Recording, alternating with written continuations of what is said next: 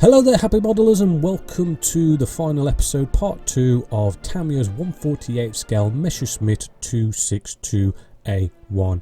Now we're going to get started with covering up our air intakes ready for spraying. So you do get these air intake covers, which we're using as a template to just nicely cut out the right size of a foam piece to actually go inside our air intakes ready for spraying. Now you might want to sort of pluck out a little bit of a kind of a hole sort of thing, and this is just so it fits within the air intake that little bit better, because there is a little something sticking out there, as you can see. Nice blade, nice and simply, just to kind of like get it just right, get all the little hairs right. Another way of going about it is you can actually use some masking tape, and if you kind of just curl it round in there, you can, as you can see, you can make this nice sort of masked up bit of air intake. Well, that one's the exhaust and a bit of foam inside.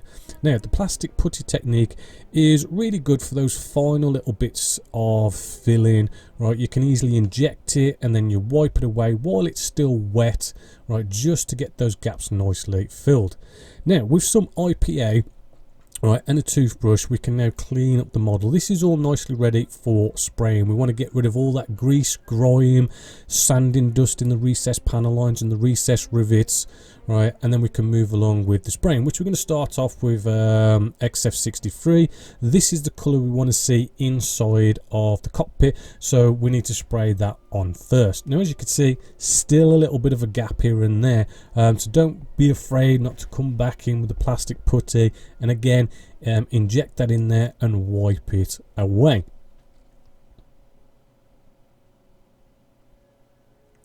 So coming on with the primer, I do like Vallejo's primer, really good primer, starting off with a light misty coat, right, so everything can stick to it, and then we can come along with normal light coats where we actually see the paint go down a little bit wet. 2 or 3 coats should get that with some nice good coverage. Just using a bit of a kit bash model here that I'll just mess about with just to test out colours. I'm going to go with H422 and 421 and 417 on the underside. Also a good opportunity to practice that camo pattern. It's a little bit tricky, so good to practice on a separate model. Jammy dog tape is really good for going with those curves, right, to get them just right, especially some that can really go around some 90-degree angles just here. I'm just using my nail to pinch it and then curl it around, just slowly pinch, curl, pinch, and you can get some really good 90-degree fine angles. And then you could come in with, you know, good old Tamiya masking tape just to bulk it out ready for some spraying. Now this lung piece here, this is so as I can get a faint line of our pattern, so to speak, right? So I'm really coming in with H422, really sort of thin down. I'm going to very featherly spray this on. This is because we need to go freehand, right? And by having this very faint line, it allows us, when we go freehand, to not have to think too much about the pattern. We've got the pattern there, we've got a nice line base of what we need to do. We could just follow that and concentrate on just being freehand. So good little tip there. Also remember your angles, right? If you don't want to mask everything up, if you get your angles just right so you don't get any overspray. And then when coming in close, what we want to do, want to get our air pressure as low as we can, try and thin it as much as we can as well. You know, you're going to be getting in close, right, and you just want to be just carefully going at it. I've got a what is it, a 0.15 needle in here so we can get nice and tight. And what you'll see is I'll start off with that line and then I'll kind of bulk it out going up slowly. Takes a little bit of time, but we can get pretty good nice straight lines. Now we come to the splinter camo. Pretty kind of easy to mask up this one. It is just nice straight lines, as you can see. Now started off with our green colour first. Now this might look a bit complicated, but you know, I know where everything's going. We're going to go now with the more dominant colour, H421. Always like to start with the lighter colour with camo and move on to the darker colour on top. And again, we're getting in close and we're just trying to sort of you know, start that fine line and build it up, and then we get to unmask it, where we get to see our lovely work. Now you will probably notice, because we're using two colours here, there's going to be some sharp lines that don't look quite right, maybe a little bit of overspray. No biggie, it's good to come in with, say, something like our undercolour H417, right, and we can just tidy those things up, right, to get ourselves a more sharper line, sort out our oversprays, get everything to blend in nicely and more naturally. Again, coming back to practice on a scrap model, right, starting with the lighter colour H422 just to do our camo pattern. Again, a good practice on a separate model, and then we can do it on our 262 just here. Now, as you can see, you know, you want to kind of keep it random, be careful, you know, don't kind of pull the trigger back too far and get things like spidering effects. I have found that it doesn't matter if you kind of like completely stick to the splinter camo and you kind of go over a little bit. I kind of think it looks a bit cool. And there you go. We're now going to seal this in, ready for deckling, right? So I do recommend we use Mr. Colour leveling thinners with the Mr. Colour gloss. Again, start off with that misty coat, and then we come in with some nice light coats that look a little bit wet. And as you can see, absolute cracking gloss paint there by Mr. Colour.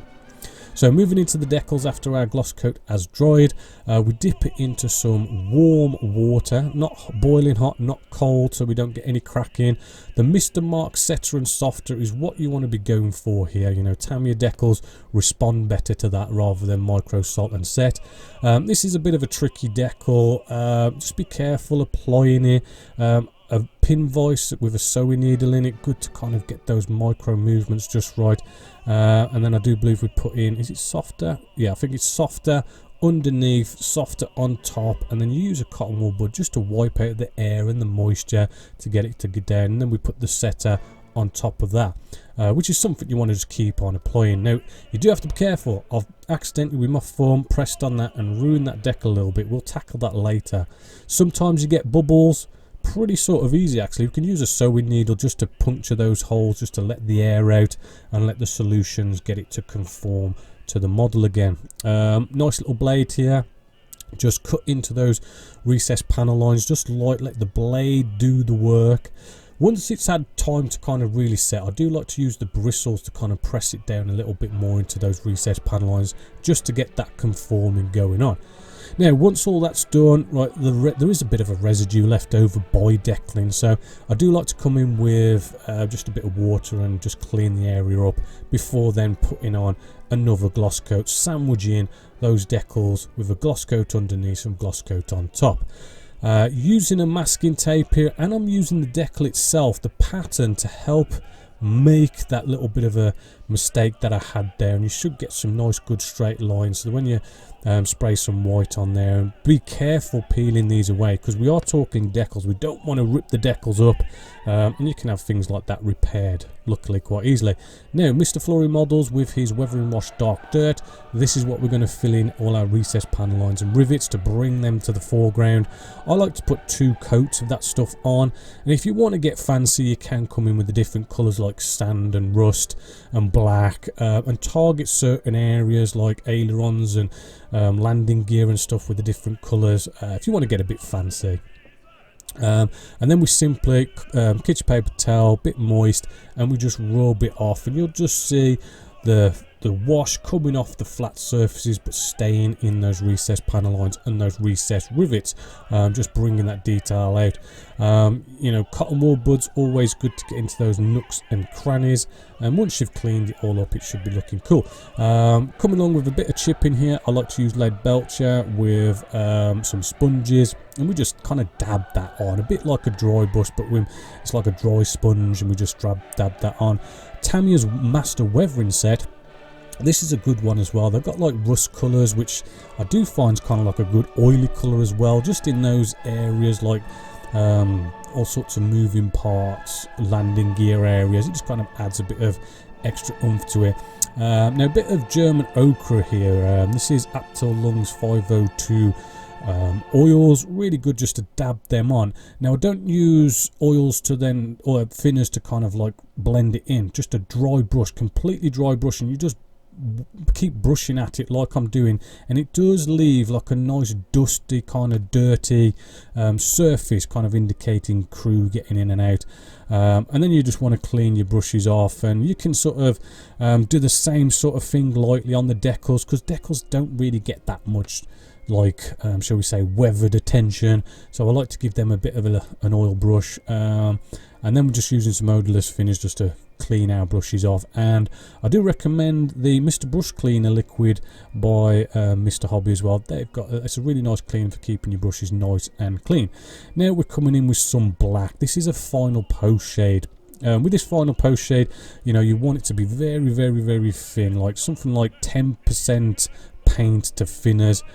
You can mask areas up as well if you want to get nice sharp kind of effects going on here, and as you can see, it really kind of brings out those areas really nice and dark, and you can kind of darken up your exhaust as well. And then we come in with my favourite stage, which is putting down some matte UV varnish by Winsor & Newton. This is where we get to see the aircraft, the way it's going to kind of look once we get the matte coat down. Again, it's like any kind of base spraying that we normally do with everything else, and then things just come alive when you get that down. So we're now going to sort of start removing the masking tape on our canopy area. Just be careful with this, and then I like to use a cotton wool bud just to sort of clean it up, get rid of any maybe wash that's maybe got underneath there. Then we're going to pop the canopy off, which we very lightly glued, if you remember, so as we can pop it off and have that open. And there we go, that is basically the end of the build. Hopefully you have enjoyed this. If you want to see more videos just like this, please go check out genesismodels.co.uk, where you can find a whole archive of builds over there. But as always, until next time, my name is Bobby Waldron, this is Genesis Models, and I hope you've enjoyed.